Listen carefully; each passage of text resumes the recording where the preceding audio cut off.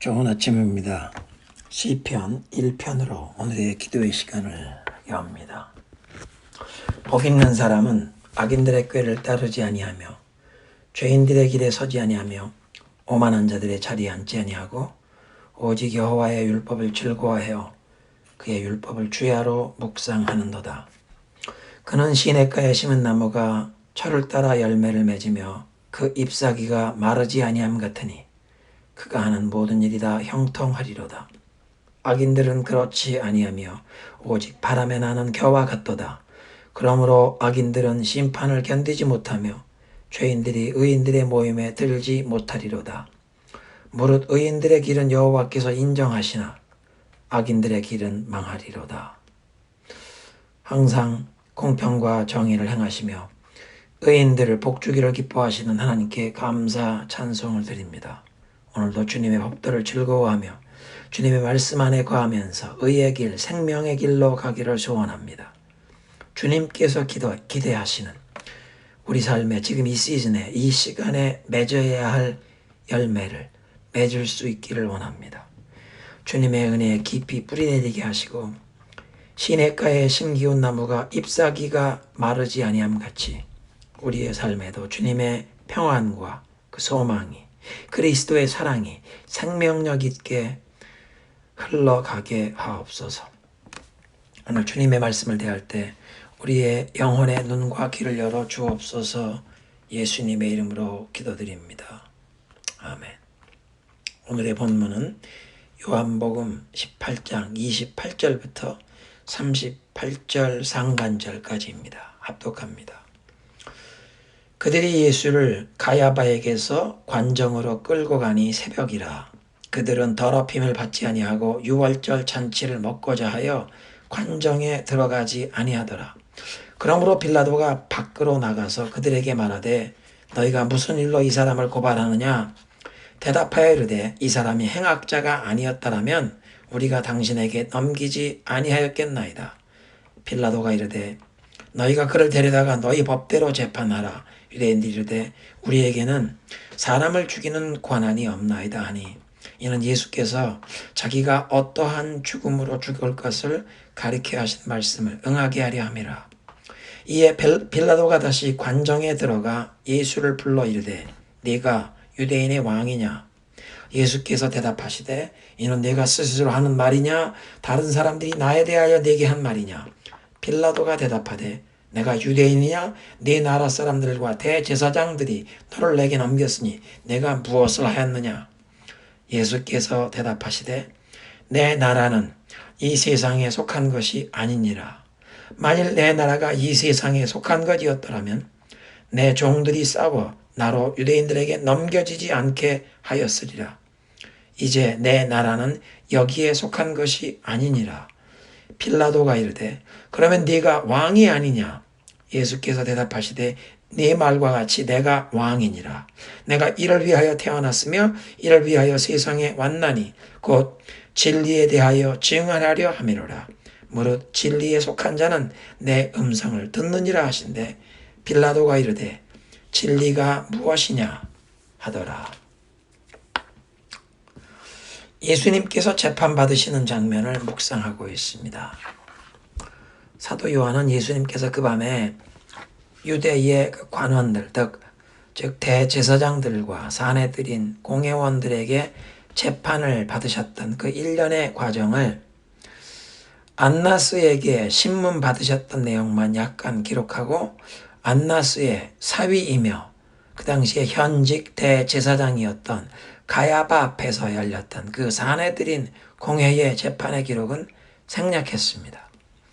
거짓 증인들이 동원되었고 예수님에 대한 학대와 모욕, 폭행이 자행되었던 그 가야바 대제사장 앞에서의 재판에 대해서 이미 공관복음에 상세하게 기록되어 있었기 때문에 사도 요한은 생략한 것 같습니다.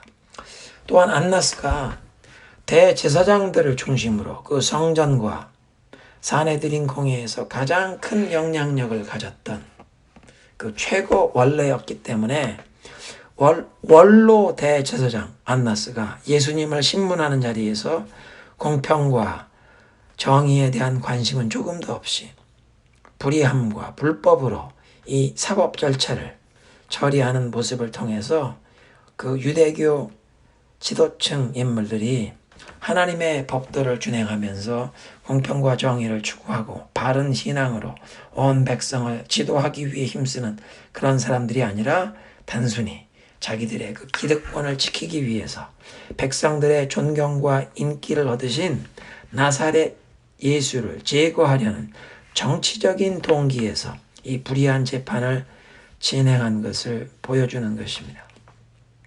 오늘 본문은 안나스에게 신문을 받으셨고 이제 그 대제사장 가야바의 관저에서 사내들인 공회원에 다수가 참석했던 그 새벽 시간에 불법적인 재판을 받으신 예수님께서 이제 로마 총독 빌라도에게 끌려가신 장면부터 기록하고 있습니다.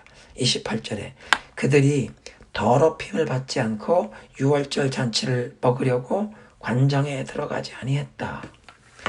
유대교의 정결 예법에 의하면 이방인의 집을 방문하면 부정하게 됩니다. 부정해진 사람은 정결의식을 거치고 7일이 지나야 정결해지는데 그렇게 정결해지기 전에는 성회에 참석할 수 없었습니다. 성전이나 회당 모임에 참석할 수 없고 또한 화목제를 하나님께 드리면 예배자가 그 고기를 가족과 이웃과 나누어 먹는 법인데 부정한 자는 이런 제사 음식을 나눠 먹지도 못했고 유월절 만찬에 참여할 수 없었습니다. 그래서 예수님을 빌라도에게 인계하려고 왔지만 로마 총독의 관정이 그 이방인의 집으로 간주되기에 저들은 부정해지지 않으려고 그 관정에 들어가지 않았다는 말입니다. 유월절 축제에 만찬에 참석하기 위해서 정결예법을 지키는 것에는 이렇게 철저한데 문제는 더욱 중요한 하나님의 그 율법의 정신인 공평과 정의를 행하는 것은 완전히 무시하고 불의한 재판을 불법적인 재판을 통해서 죄 없으신 예수님을 정죄하고 이제 로마 총독에게 넘겨주고 있다는 것입니다. 구약 성경은 백성의 관원들이 재판을 할 때 공의로우신 하나님을 의식하여 공정하게 재판을 해야지 뇌물을 받고 그 판결을 굽게 하거나 힘없고 연약한 자들에게 불공정한 판결을 내리지 말도록 하나님께서 엄하게 명하십니다. 이러한 엄중한 말씀은 무시하면서 절기에 잔치에 참석하는 결례법, 사실은 관습과 전통에 불과한 그런 규례는 철저하게 지키는 저들의 신앙은 마치 알맹이는 버리고 껍데기만 붙들고 있는 모습이요. 예수님께서 저주하셨던 그 잎사귀만 부성한 무화과 나무의 모습이 되었던 것입니다. 빌라도 총독이 결박한 예수님을 인계하는 유대인 관원들에게 묻습니다. 너희가 무슨 일로 이 사람을 고발하느냐? 행악자가 아니라면 우리가 총독에게 이 사람을 넘기지 않았을 것이요. 당신들이 그를 데려다가 당신들의 법대로 재판하시오. 우리에게는 사람을 죽이는 권한이 없습니다. 즉 저들은 지금 예수님을 로마 총독에게 인계하는 것이 사형죄를 지은 행악자이기에 사형 집행권이 유대인들에게는 없으니 로마 총독부에서 사형을 집행해달라고 요구하고 있다는 것입니다. 32절에 이는 예수께서 자기가 어떠한 죽음으로 죽을 것을 가리켜 하신 말씀을 응하게 하려 함이었다. 마태, 마가, 누가 그 공관복음에서는 예수님께서 제자들에게 다가오는 당신의 죽음에 대해서 예고하시는데 인자가 예루살렘에 올라가면 대제사장들과 백성의 장로들에게 붙잡혀서 능욕을 당하고 이방인의 손에 넘겨져서 십자가에 못 박혀 죽임을 당할 것이라고 그렇게 말씀하신 바가 있습니다. 요한복음에서는 요한복음 3장 14절에 모세가 광야에서 뱀을 든 것 같이 인자도 들려야 하리라.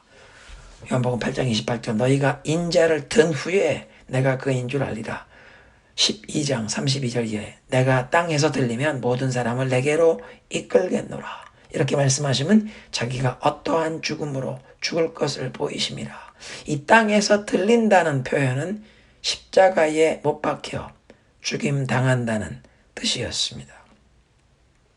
유대인 관원들이 로마 총독 앞에서 자기들에겐 사형 집행권이 없어서 총독부에 사형 집행을 해달라고 요청하기 위해 이 행악죄를 인계한다고 말하는데, 사실은 저들이 백성을 두려워하여 자기들의 손으로 예수님을 해하지 못하고 로마 총독의 손을 빌어서 로마 제국이 처형해 주길 부탁하는 그런 내용이었습니다.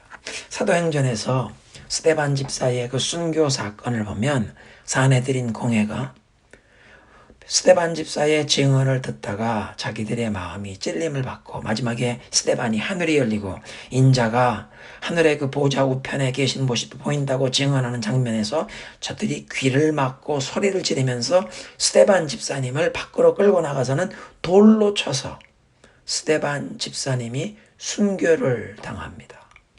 신성모독죄를 범하면, 성전을 더럽힌다거나 하나님의 그 거룩한 성화를 모독하는 죄를 범한 사람은 유대인들이 즉결 처벌로 돌로 쳐 죽이는 형벌을 시행했고, 로마 제국도 유대인들의 그 종교적인 정서를 인정하여 그런 처형을 문제 삼지 않았습니다. 그런데 지금 대제사장들과 사내들인 공회는 자기들이 시기하고 미워하여 제거하기를 원하는 이 나사렛 예수를 대부분의 백성들이 선지자로 여기는 상황이기에 불과 며칠 전 종려나무 가지를 흔들며 호산나 외치면서 나귀 타고 예루살렘에 입성하는 예수님을 수많은 사람들이 환영할 정도로 백성 중에 이 존경과 인기를 받고 있기 때문에 자기들의 손으로 직접 예수님을 해치지 못하고 로마 총독에게 넘겨서 로마 제국의 공권력으로 처형받도록 하려는 것이었습니다. 그리고 로마 총독에게 평범한 사형 집행이 아니라 가장 흉악범을 처형하는 방법인 십자가에 못 박아달라고 요청하는데, 이렇게 하여 예수님께서 당신의 죽음에 대해 제자들에게 예언하신 말씀이 정확하게 성취되어 가고 있는 것입니다. 대제사장들과 백성의 장로들에게 붙잡혀서 저들에게 박해를 받고 이방인에게 넘겨져서 십자가에 못 박혀 죽임을 당하시는 예언의 말씀. 악한 무리들이 자신들의 정치적인 계산 때문에 예수님을 자기들의 손이 아니라 로마 제국의 손을 빌려 십자가에 처형해달라고 부탁하는데, 그런 악인들의 계략까지도 하나님의 백성들의 죄를 대속하고 구원하시려는 하나님의 구속의 역사를 성취하고 예수님의 예언의 말씀이 한 점 한 획도 땅에 떨어지지 않고 어김없이 이루어지게 하고 있었다는 것입니다. 빌라도 총독과 예수님의 대화가 그 다음에 기록되었는데, 예수님께서 당신의 나라가 이 세상에 속하지 아니했다고 밝히십니다. 영적인 하나님의 나라, Kingdom of God, 왕이신, 만왕의 왕이신 하나님의 통치와 왕권이 온전하게 나타나고 실현되는 나라입니다. 지금은 눈에 보이지 않지만 예수 그리스도께서 영광 중에 재림하시는 날 모든 불의한 자들을 심판하시고 하나님의 백성들은 신원하여 주시는 상급을 주시고 신원하여 주실 그날, 영광 중에 온전하게 드러날 그 예수 그리스도의 통치와 권세와 능력, 그 영광의 나라를 말씀하시는 것입니다. 물론 빌라도는 이런 말씀을 제대로 알아듣거나 이해할 수도 없었습니다. 그런데 예수님께서 주님의 왕국은 이 세상에 속하지 아니했다고 말씀하셨는데, 오늘 이 말씀을 받는 저희는 혹시 지금까지 우리가 세속적인 수단과 방법으로 그리스도의 나라를 세우려고 하지 않았는지 우리 스스로 돌아보아야 합니다. 겟세마네 동산에서 베드로가 칼을 빼어 휘둘렀던 모습처럼 인간적인 생각과 방법으로 나의 열심으로 그리스도의 나라를 세우겠다고 교회에 봉사한다고 했는가? 예수님께서는 이 세상에 속하지 않은 주님의 나라를 세우는 길을 보여주셨는데 그것은 십자가의 길이었습니다.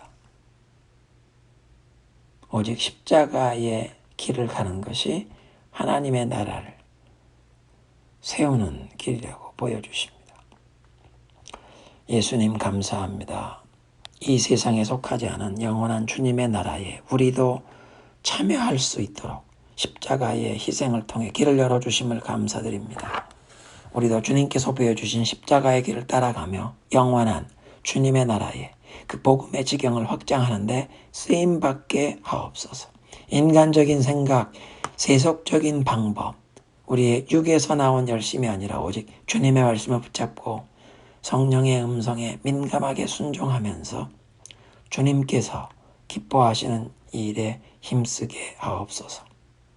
형식적인 종교의 전통과 관습에 열심을 내면서 하나님의 말씀의 본질은 정신은 망각했던 그 유대교 관원들처럼 잎사귀만 부성하고 열매는 없던 무화과 나무와 같은 종교 생활이 아니라 주님께서 기뻐하시는 열매를 맺는 믿음의 삶이 되기를 소원합니다. 성령이여, 오늘도 기도의 시간에 나를 깨우쳐 주시고 인도하여 주옵소서. 예수님의 이름으로 기도드립니다. 아멘.